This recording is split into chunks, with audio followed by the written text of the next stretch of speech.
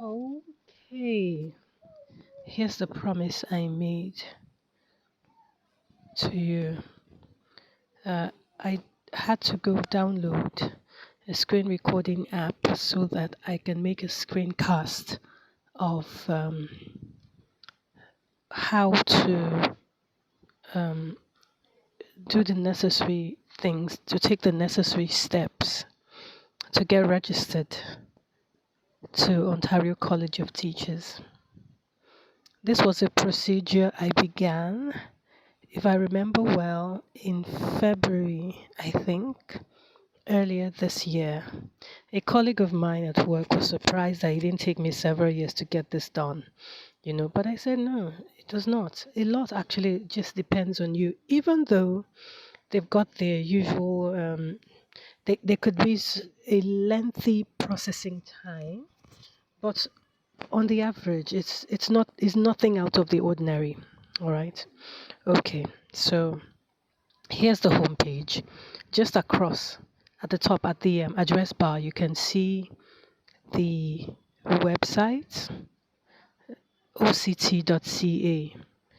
If you have to, well, when you have to begin, you'll have to literally you have to type it manually. So what you would type is www.oct.ca, or if you simply type oct.ca, it should take you here. All right. So this is the home page. I haven't signed in just yet. All right.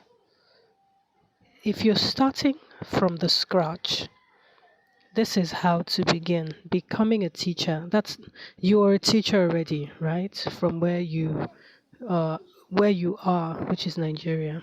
Okay. So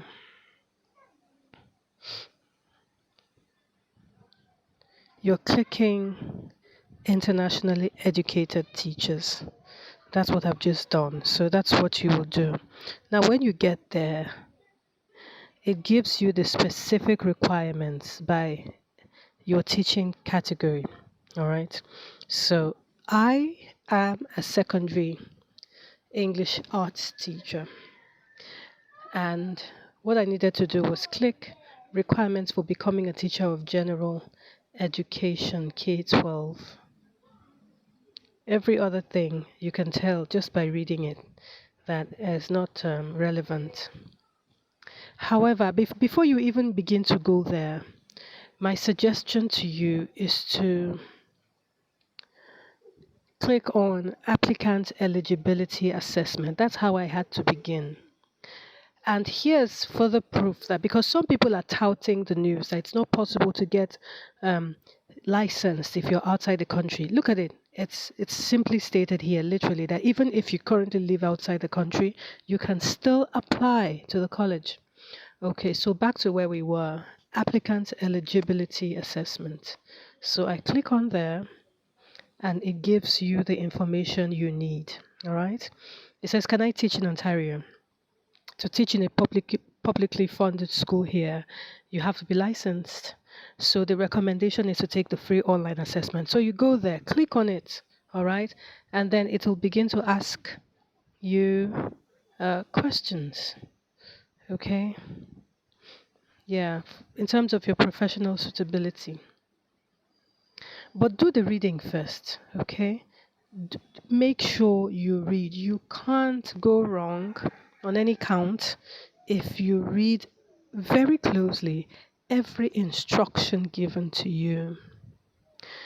There's also the piece of information here that says that you need a Canadian criminal record report or criminal record check, not the Nigerian one.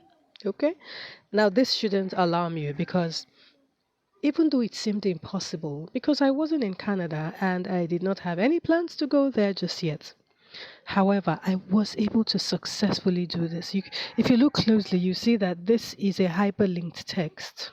So clicking on it takes you to the Royal Canadian Mounted Police website that gives you the information on how you can get the um, criminal record check, the CRC. However, since I've done it already, you don't need to go through all of those stress, all right? Uh, what I found on that website was because the mounted police does not do the fingerprint capturing themselves, all right? Please pardon me.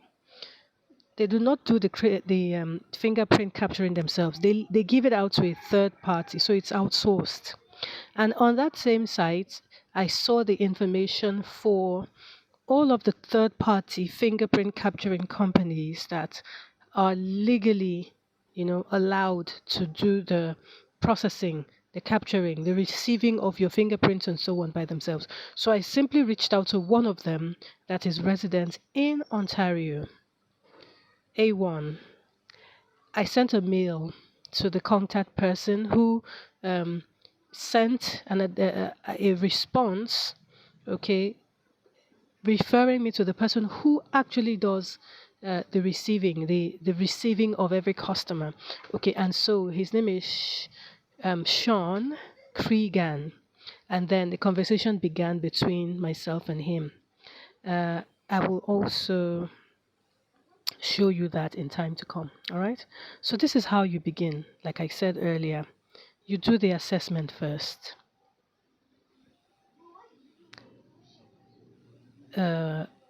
Our applicant declaration asks about your certification to teach in other jurisdictions. Yes, of course, you've got to be certified. You've got to be licensed, not just certified, because it was in the course of this process I realized that I was just certified to teach in Nigeria, TRCN, but I wasn't licensed. So I had to first get my license before I could access my statement of professional standing. Okay, so yeah, that's it. So you click on next. You have all this information here. You click on next. Hopefully that takes you to the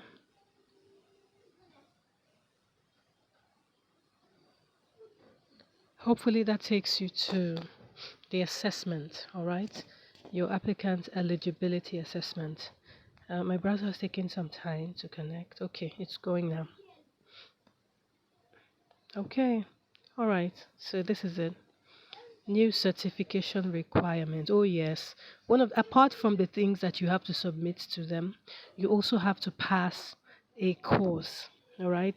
Tagged SAPP, that's Sexual Abuse Prevention Program, which is a very, very informative course that just gives you the lowdown having to do with the laws. All right. Some very, very critical information and laws about Canada. All right, the Canadian education system, from what age certain things are permitted, and so on. All right, and generally how to guard against sexual abuse. Um, Also, yeah, it came as good news anyway, to know that math proficiency exams were no longer being conducted by the body, this awarding body. Yeah. So the point is, make sure you take your time to read all of these information. After having read them, you're clicking on I have read and understood the disclaimer, the college website terms of use and conditions, and the college privacy code, and agree to accept and abide by them. And then you begin your assessment. Okay, so let's just take a peek at what sort of questions you will find in the assessment. Okay, so see, for instance, did you complete a post-secondary teacher education program that allowed you to teach in a publicly funded elementary or secondary school? My hope is that it is a yes. All right, so just look critically, really, at the question first. It says, is it a post-secondary teacher education program? All right, it's not just not just a BA. A BA is not a teacher education program. A BSc is not, even though it's a tertiary, it's post-secondary, it's a post-secondary program, it is not a teacher education program. What qualifies as a teacher education, post-secondary teacher education program is the BE. BED. All right, is the BED, or the NCE, which is a program that you find being offered at colleges of education. All right, the NCE. So, and what other thing that qualifies as a post-secondary teacher education program would have to be now for those who probably studied a BA like me? I had a BA in English, and so I had to go for a PGDE, which is a postgraduate degree in education, or that's what most universities that offer it call it. However, the College of Education where I had my teacher education program called theirs a professional degree in education. Whatever it's called, just as long as it's a teacher education program, you're clicking a yes to that. So A2, next question. Was your teacher education program employment based? That is paid on the job teacher education that allows you to qualify as a teacher while you work. Now, in most cases, this means you were employed by a school while completing a teacher education program designed to meet certain requirements. So you answer the question. Okay. Was it employment based? Mine wasn't. All right. It was just a teacher education program that incorporated would I call that micro teaching? Yes. So, yeah. So, next question. Did you complete a post secondary degree at an institution that was authorized to grant degrees at the time your degree was awarded? Most definitely. Did you complete a post secondary degree that was at least 3 years in length beyond the completion of secondary school? Yes. Post secondary degree awarded after the completion of. Yeah? Mm-hmm. Mm-hmm. It says to be acceptable, the degree must be considered equivalent to a degree awarded by like a bachelor. Yes, I do have one. Did your degree include teacher education coursework? Okay. Okay. My BA did not include teacher education coursework. So, was your teacher education program at least 2 semesters in length, which is 1 year of full time studies? Okay, so yes. All right. Mine was about 3 semesters. Did your teacher education program include at least 80 days of supervised practice teaching? So 80 days would have to be how many months now? One, two, and almost the third month. All right.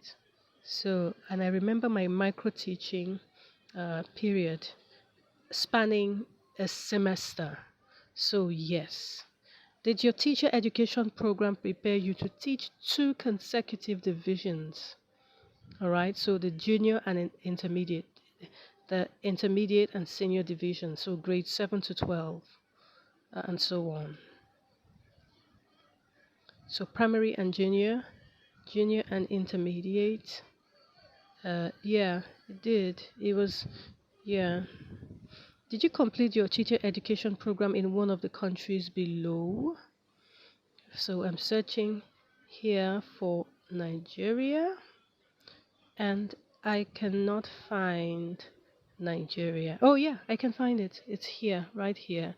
So I'm saying a yes and then I'm submitting my assessment. This is what you're literally going to have to do so that you get the final feedback from them to tell you whether whether you qualify. Okay, so yeah, after reviewing your results, click the button to view the college's potential outcome. So, what is the outcome?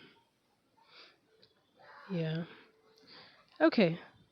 So, based on the information you provided, it says it is likely that you would meet the regulatory requirements for teacher certification. There, you may be required to complete additional teacher education coursework that would be listed on your certificate as conditions. Even though you receive the likely outcome, you would need to apply to the college for a formal evaluation if you wish to obtain this teacher certification. Our evaluation will provide you with the necessary steps to become certified to teach in Ontario, and so on. So this was exactly what I was told. And, eventually, what I did to um, to get this license, which I got, which is a provisional license, and that's because I did not originally to have a B. I do not have a BEd, but I had a BA, and I did a postgraduate diploma. All right, that did not span for the number of years that is required, so to say, by the Canadian government. So my license at this time gives me the ability to teach for at least 5 years and then do